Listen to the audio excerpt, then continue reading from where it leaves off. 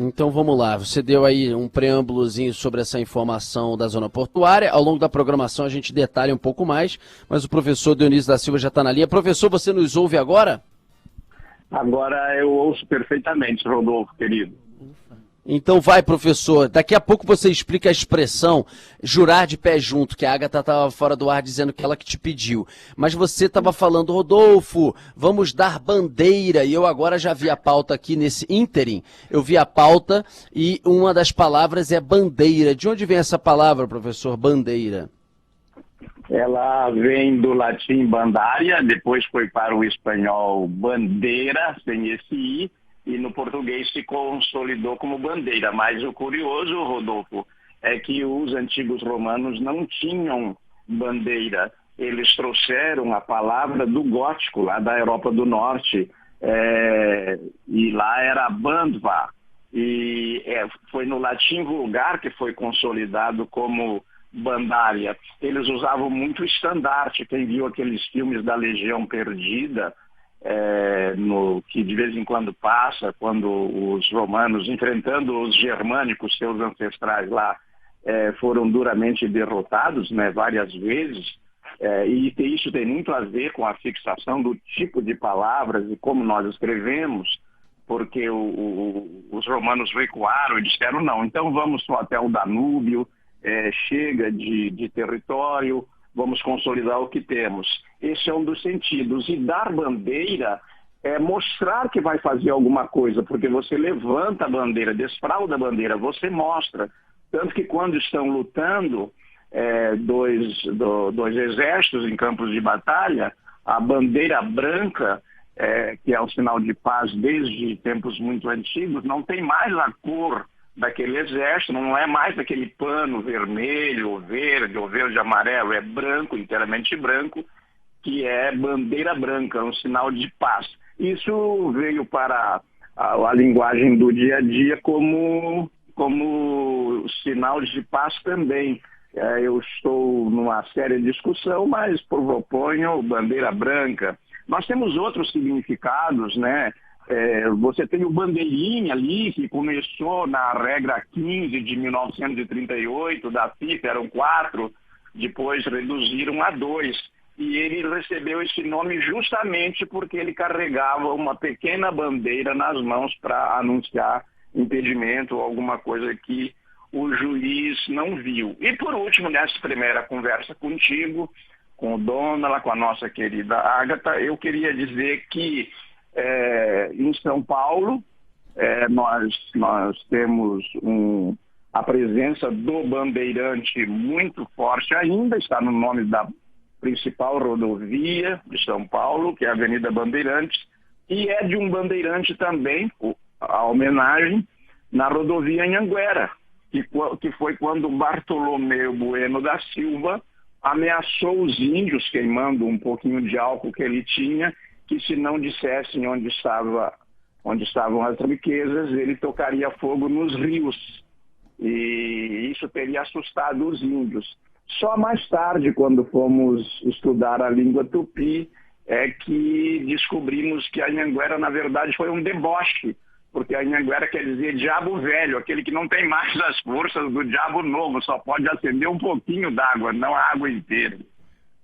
Ô professor, só antes de avançar na nossa pauta, o senhor falou que bandeira vem do latim arcaico bandália? É mesmo? Não, ele vem bandária com R. Sim. Vem do latim vulgar, não do latim arcaico, o latim vulgar. A forma como o povo pronunciava um latim culto era assim, Dônala. Os generais eram escritores, os militares, né? Uhum. Eles iam nessas conquistas e registravam as novas palavras.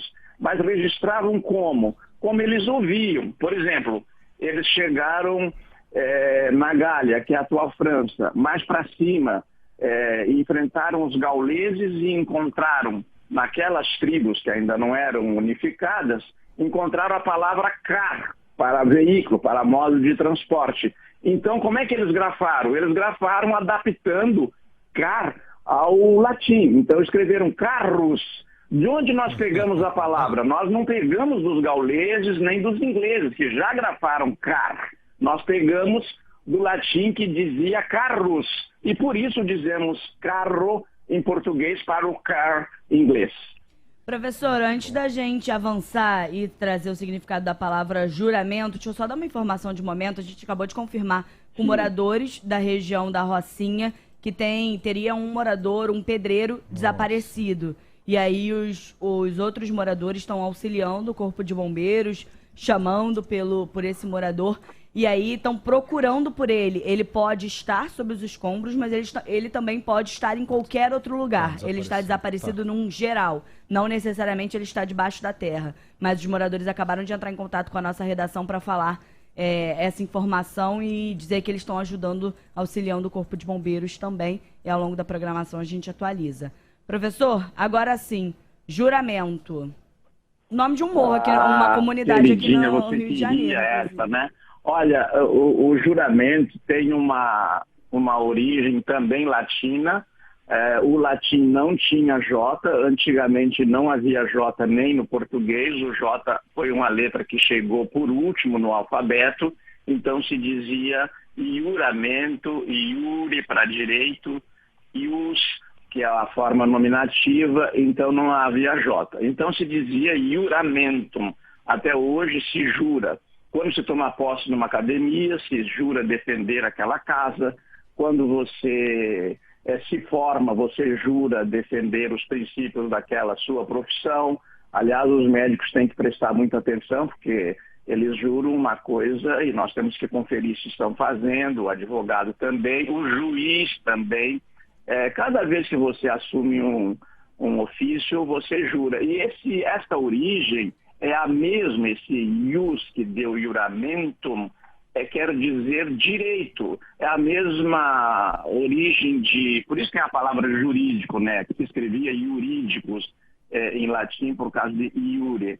Cada vez que você jura alguma coisa, tem um lado sacerdotal e você está vestido ali quase como um clérigo, porque as universidades, por exemplo, herdaram aquelas vestes dos sacerdotes. Você vai olhar para o STF, mesmo na televisão, numa sessão, eles estão vestidos de togas, não a toga comum do cidadão romano, que vinha mais ou menos até o joelho, às vezes até um pouco acima, mas a toga do sacerdote, porque é um ofício sacerdotal que estão fazendo, julgar os outros, tem uma ligação com o divino. Essas coisas todas nasceram no ambiente sacerdotal, sem diferenciar muito o direito da religião. As personalidades que exerciam isso não eram muito diferentes dos sacerdotes, e às vezes eram os próprios sacerdotes, e eles juravam fazer direito aquilo que iam começar a fazer naquele dia. E depois eu quero contar o jurar de pé juntos, né? Parece até, professor, por isso que as pessoas eu juro pela minha mãe, juro pela minha avó, por isso que jura por todo mundo. Porque jurar tem isso por trás, né? Jurar tem isso por trás, tem nos bastidores. Quando você diz, Agatha, eu juro pela minha mãe, você está dizendo que é tão verdade o que você diz, que você até põe em questão a sua própria mãe, a pessoa que você mais ama na vida. Então o valor mais alto está ali, você jura até pela minha mãe. Eu juro pela minha mãe, eu juro pelos meus filhos. Às vezes também você jura pelo amor dos meus filhos. Quer dizer, você põe o sagrado em questão ao fazer o jurado. E, professor, ao fazer o juramento, ao prometer uma coisa, não é? Você diz, por exemplo, olha, é verdade que eu te amo, eu juro. Aí você jura por quem? Eu juro pela minha mãe.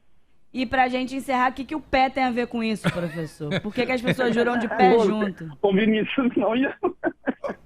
A gente não podia... Caiu. Professor. Queria tanto que você... Aí não, Maguila! Me ajuda que eu te ajudo. Grila, cara.